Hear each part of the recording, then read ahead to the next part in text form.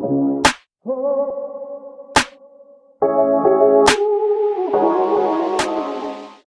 fam, welcome to my channel. My name is Mark and today I'm doing a video on Layer 1X and I'm going to be continuing the quantum resistant white paper by Layer 1X, and I'm up to chapter 5, how Layer 1X is preparing for the quantum era.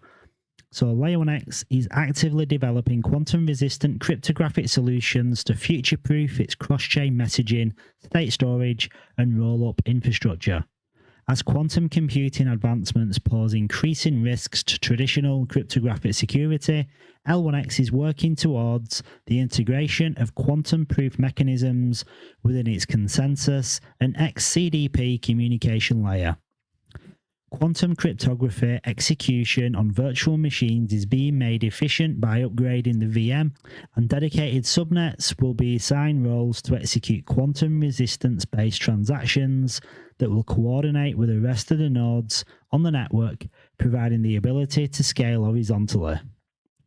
Our goal is to provide a seamless pathway for blockchain ecosystems to transition to quantum security without disrupting existing operations, ensuring long-term scalability, interoperability, and resilience against emerging threats.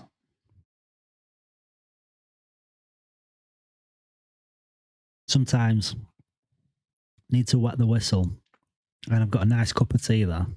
Wife just actually brought it in. I'm gonna include this in this video. Normally I'd have cut it out, but I'm gonna leave it in. I'm gonna leave it in. Keeps it real, doesn't it? So 5.1, existing landscape on integrating post-quantum security in blockchain networks.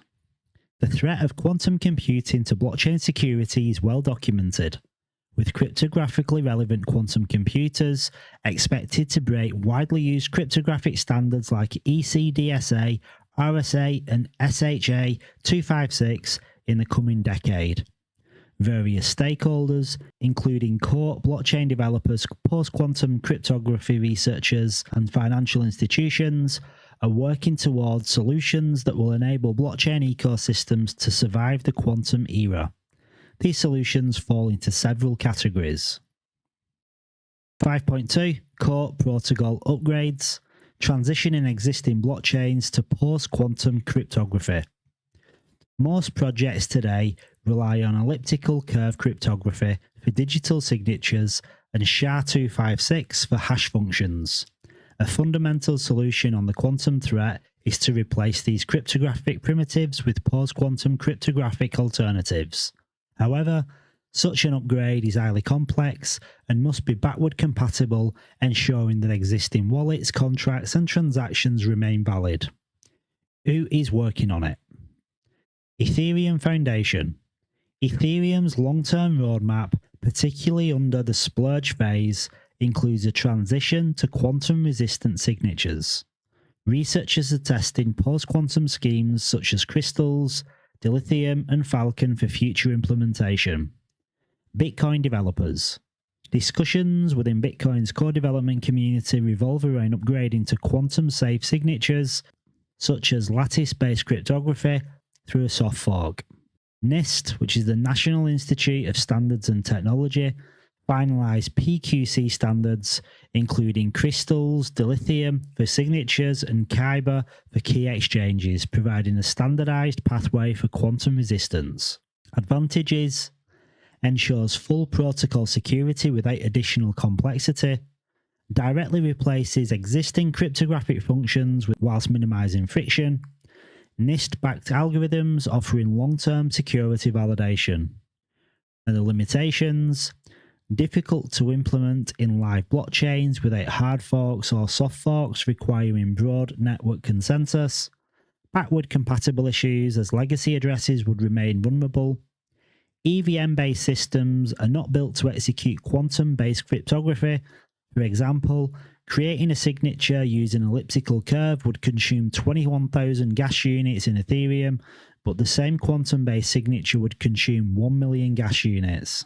Slow adoption, as a full migration requires extensive testing and community coordination. 5.3. Quantum-resistant blockchains. New chains built with PQC from the start.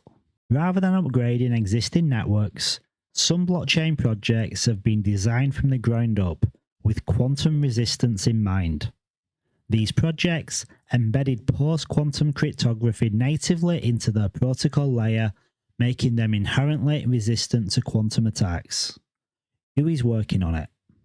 Quantum Resistant Ledger, QRL, a blockchain that uses XMSS, which is Extended Merkle Signature Scheme, for a quantum-safe digital signature instead of ECDSA.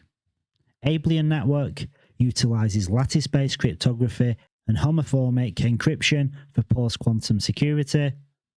And LACChain, which is Latin America and Caribbean chain, partnered with Quantinium to test quantum-resistant blockchain frameworks for enterprise use.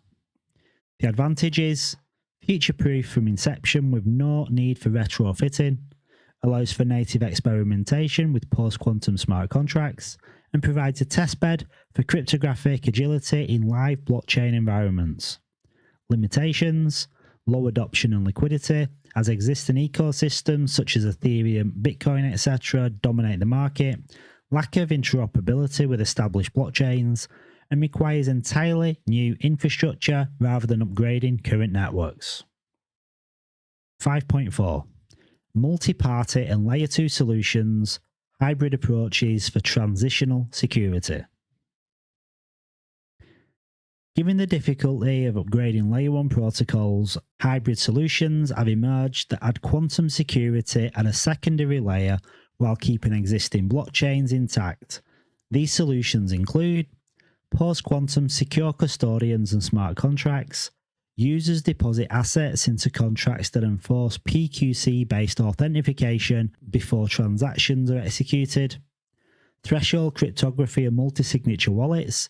Instead of relying on a single private key, quantum-safe multi-party computation schemes distribute signing responsibility across multiple participants. And zero-knowledge proofs.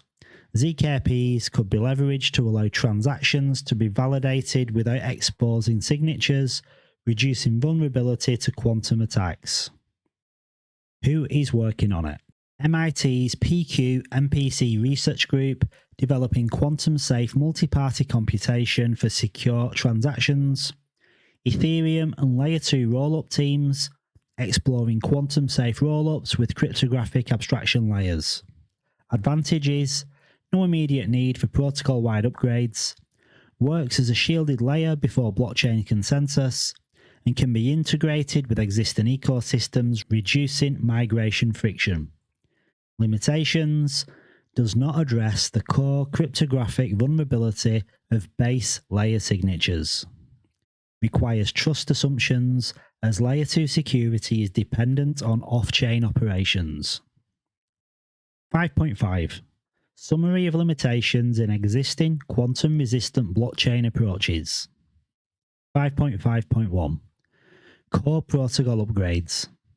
High implementation complexity. Requires hard forks or soft forks and extensive network-wide coordination. Backward compatibility risks. Legacy wallets and smart contracts remain vulnerable unless all users migrate. Slow adoption.